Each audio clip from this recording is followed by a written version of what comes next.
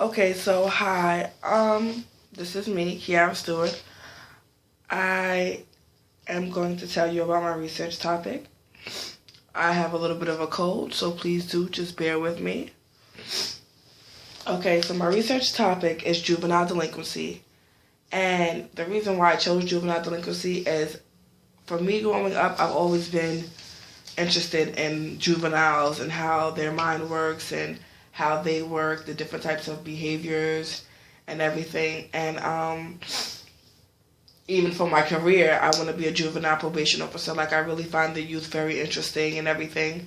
So that's my topic, juvenile delinquency. My research question is, does poverty levels have an effect on juvenile delinquency and their different behaviors and attitudes? Okay, so my unit of analysis would be juvenile behavior, and by behavior, what I mean is how they act towards people, how they interact with people, how they interact with family and friends and people who they just meet in the street, their different attitudes towards people, and how they treat themselves as well. My study area, I chose the inner city as far as like projects, as they would call it, or the hood, whatever, and suburbs. The reason why I chose these two was because these are the two types of people we have in this world. We have people who have money, and then we have people who aren't as fortunate as others in the eyes of the world. Okay, so I am going to talk about my dependent and independent variables now. My dependent variables, would be juvenile delinquency, and what I mean by that is the specific actions of their behavior. And my operational definition, I will analyze the behaviors of both parties, both the inner city juveniles as well as the juveniles who have grown up in the suburbs, and compare and contrast the behaviors that they have, each individual has.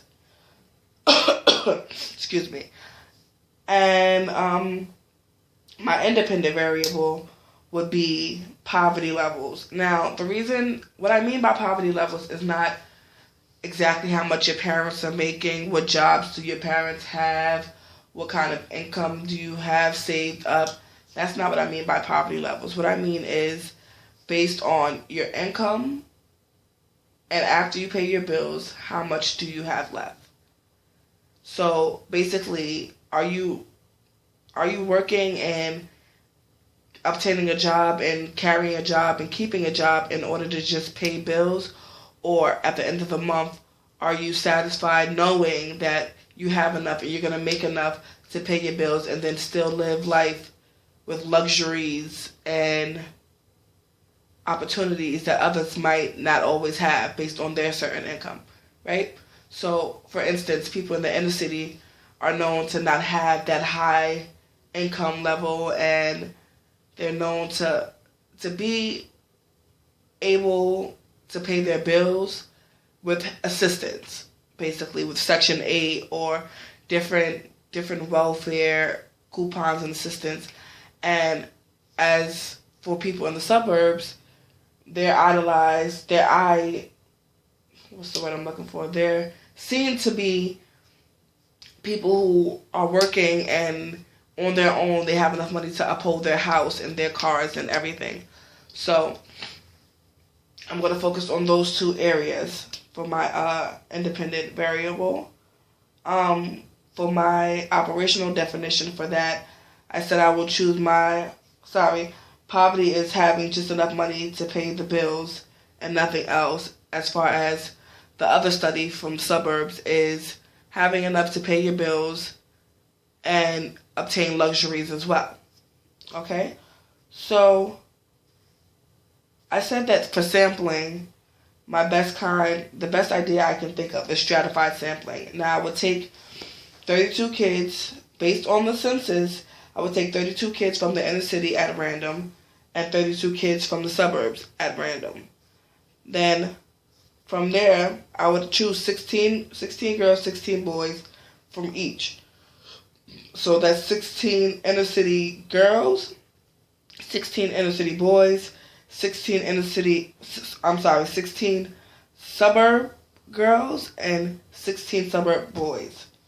Now, with the inner city, it's a little different because suburbs are known to mostly have predominantly Caucasians and not really a lot of minorities. So from the suburbs, I generally believe that most of my sampling would be Caucasian.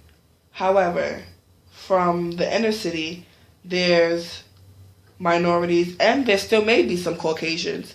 So I wanted to switch it up and do 8 minorities and 8 Caucasians for each girls and boys.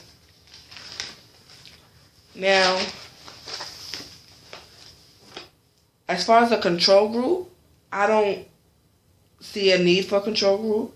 I don't really think that I can assign somebody to be poor or assign somebody to be rich in order to fulfill the needs of this experiment. In order to control for spurious correlation, I'm going to also analyze different aspects in the home as far as the parent-to-child relationship as well as the behaviors and the habits that the parents have picked up.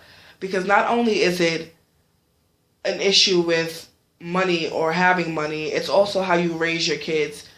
And that can have an effect on how they act in the streets or how they act towards others or how they act towards you or themselves as well.